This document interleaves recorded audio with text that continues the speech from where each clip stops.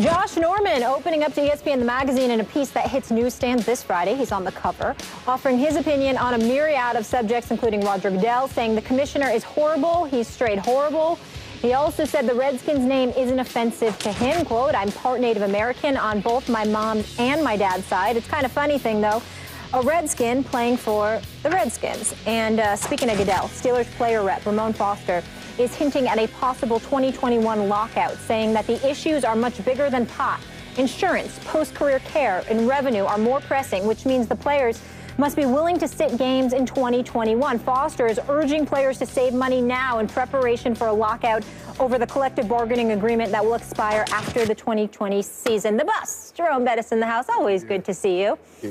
And excellent to have a player perspective on this. Do you think the players are overplaying their hand here? I don't think they're overplaying their hand. Actually, I think they are putting themselves in a good position because they're letting the NFL know right now, they're putting them on notice, saying these are issues that are very important to us that we are willing to sit out over. So I think in the long term, I believe it can help the negotiation process. But again, they have to be willing to go through with the threat. It's not, it doesn't do anything if you're not willing to go through it and the players aren't united in this stance.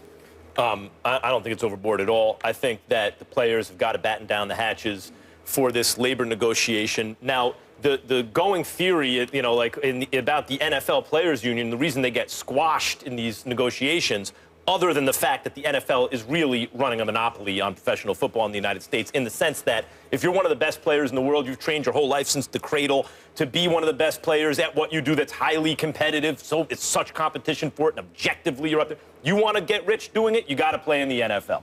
But there's also this idea that it is with no guaranteed contracts, et cetera, or very few guaranteed, a real substantial portion of the contract, that it's a largely African-American league, and that the labor union, as a result of the idea of from a culture of poverty, you get conspicuous consumption, et cetera, is not going to have the resources or the will to battle with the owners.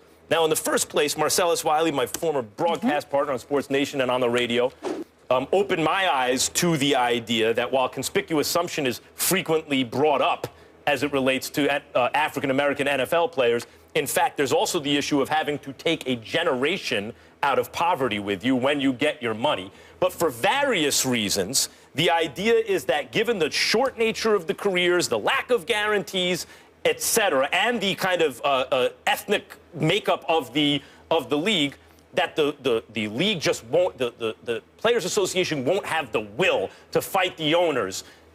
This is a step in the right direction. First of all, what's a step in the right direction? That they're battening down the hatches, that they're supposed to be saving for this labor fight, that Josh Norman is saying, hey, get ready, 2021, like we're getting ready to, we may have to not get paid for a while. That is absolutely a step in the right direction. As progress is made in this country along those lines, I think this is a good sign. I think that increased familiarity with what it takes to run a successful union will help the NFL Players Association, and I applaud any player who speaks out on this topic and tells everyone, hey, get ready. Well, there's two separate topics to consider. If you're talking about Josh Norman, talking about Goodell, he's perfectly within his right to feel the way that he feels. I don't imagine why. It's not like he's James Harrison. It's not like anything happened with him, with Roger Goodell. And when you say Roger Goodell is awful, then you need to substantiate those claims by highlighting what you think he's awful about. But he does have the right to say it. Josh Norman is a name in this game. He just got a huge contract, which I believe he deserved. We move forward from there. When we go to the question of whether or not the players are overplaying their hands, and we talk about Ramon Foster for the Pittsburgh Steelers, I would beg to differ with the both of you.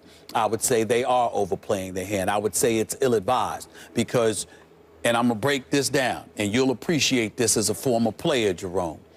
Here's where I'm going, Max. As a man who has covered collective bargaining negotiations now for 20 years, public perception is incredibly important when it comes to the players. So, considering what's a big, big deal with players at this juncture, although we know there are a bevy of things to negotiate when it comes to a collective bargaining agreement, in the end, what are the players griping about most conspicuously? it would happen to be the authority of the commissioner when it comes to disciplinary matters. When you bring up the word discipline or disciplinary, well, what are we talking about? Behavior. And when you bring up behavior, who are we talking about? It damn sure ain't the owners. So see what I'm saying? You sort of knock yourself off the pedestal to some degree, because if you're Ramon Foster or you're anybody with the Pittsburgh Steelers, let me be the first to say there's 1,800 players in the National Football League. You'd be hard-pressed to find 15 to 20, more than 15 to 20 that cause problem year to year. The vast majority of NFL players are good dudes, working their tails off, fighting their behinds off to make a career for themselves. I'm not here to cast any aspersions on a body of players. But those few ignorant fools that find themselves in these precarious situations, when you talk about fighting and you talk about the problems of the commissioner, that's where your problem lies. They should shut the hell up.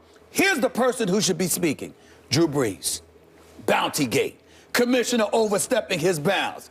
You see this guy right here, clean cut, white, star, model citizen, blah, blah, blah, blah, blah. You know who else should be speaking here, Max? Tom Brady. Clean cut, white, superstar, champion, all it. See, you see, time. Here's the problem. Because if you're Ramon Foster and you're complaining, who's your teammate? James Harrison. Good dude, but not the image that I just highlighted. And who are your teammates? Martavis Bryant, who I will deal with later on in the show, that wanted to attack me on Twitter yesterday. I'll deal with that a little bit Twitter later. Beef. So you got Martavis. There ain't no Twitter beef. I was making a joke. Beef is implying that there's a contest. There will not be one. Okay. I'll deal with that in a minute. Beef? The point is this: you've got Martavis Bryant, who and then you got a guy that I like in Le'Veon Bell. So when we're talking discipline and we're talking behavioral issues, who people going to think about? They ain't going to think about the Bountygate. They might think a little bit about the Deflategate, but you know that when they think about it, they're going to look at the league, they're going to look at its demographics, and then they're going to look at the problems they're talking about they mind being disciplined for. You won't have the support, and you certainly won't have the deeper pockets. And as a result, I just think it's ill-advised for them to make this a public argument. Well, but let me stop you there. Sure. There was never, ever a mention of the authority from the commissioner. Obviously, that was from a standpoint of the collective bargaining agreement, it was agreed to. Yes. All right? They feel he's overstepped his bounds, but they cannot argue that it was agreed to. The points that he's bringing up are issues that have not been agreed to. So in terms like of insurance, okay, when you speak of insurance, these are issues that players have after 5 years, you get no insurance. That is a huge issue because now the players aren't, they're playing the game. They don't realize what happens when they retire. So now they're being brought up to speed on that. So these are some issues that he's speaking of that needs to be addressed. Yeah. And these are deal breakers. That's the point that he's trying to make. That's and fair. so he's not necessarily talking about that because what you got to understand is, from a player perspective, I'm not going to fight for guys that are screwing up. Okay? If you're screwing up, you're screwing up. Now, I will fight for the integrity of the commissioner's control. Now, you can't do some of these things. Now, I'll argue that fact, and I may put that in the collective bargaining agreement. But, I get that, but Jerome, what he's speaking of are some issues that are different. But here's what's unfair about your argument. You're speaking from an insider's... Well, let me finish. I'm speaking from what he said. That's where I'm going. Wait, my point. I'm going there. You're speaking from a position of knowledge because you know him, you know what the players feel, you know what they want to address. I'm saying on the outside and looking in, you and I both know that both the players and the owners volley back and forth in terms of trying to win the battle in the court of public opinion when you're talking about a lockout as opposed to a strike. So what I am saying is, from a public perception standpoint, is right as you are about the bare substance of what the argument may be, Also, and ultimately, what you're going after is the authority of the commissioner on disciplinary matters, because that's what we hear players griping about. It's why you hear Josh Norman call the commissioner horrible, just horrible. It's why you saw James Harrison going off. Yeah. It's why you see these things. And but I'm he's saying bringing light to different issues. But I'm saying because of that, understand, you might get those other matters addressed, and that's fair. But what they act as if their primary issue is, which is the disciplinary power of the commissioner, you're not going to win that. I don't think, no, but you're I don't think that is. That's what I'm saying. I don't think that is the primary issue. He's saying it's much bigger than disciplinary power. He's saying insurance, post-career care, and revenue, which, by the way, the general public will be broadly sympathetic to that when they hear, absolutely. They want post-career care, they want stuff like that, so he's making it public. I'm saying y'all are right. They will win that. But that issue that they ultimately after as well, they will not get that. Okay, that's what I'm saying. But I bet you they'll sacrifice discipline for post-career care and insurance. And by the way, and revenue. And they'll have the support of it. They'll have the support of the public. But listen, more importantly, you have to understand from the player's perspective, the last time they were locked out, it was deemed as though it was a player's fault. So now what they're doing, they're trying to get the public to see now ahead of time, 5 years early. Yeah, you better make sure. That it's not us. And telling the union, and telling the union, stop spending money. Right. You better put some money aside for a rainy day. How about that? Absolutely. Who's been saying that? Who's been saying that for months? Who? That would be me. Stop spending the players' money. Why are you so mad at Foster then? He's saying it. No. He's not saying that about his own union. Not nearly enough. They're spending too much of the players' money on nonsense. Oh, no. I'm talking about but he's talking personal about the finance. players. He's talking about the players, and he wants to make sure everybody's batting down the hatches so they understand the significance of what's I agree with him on that. But also trying to gain a little bit of that public trust in that, hey, the owners are taking advantage of us. We need to change this. Okay. Jerome, thank you for your perspective on this. Making some time. We'll see you later on Live. Yeah. His voice. Coming up, that's what happens when you come on this show, trying to keep up with you two. Coming up, Kevin Durant said the Olympics were like therapy for him.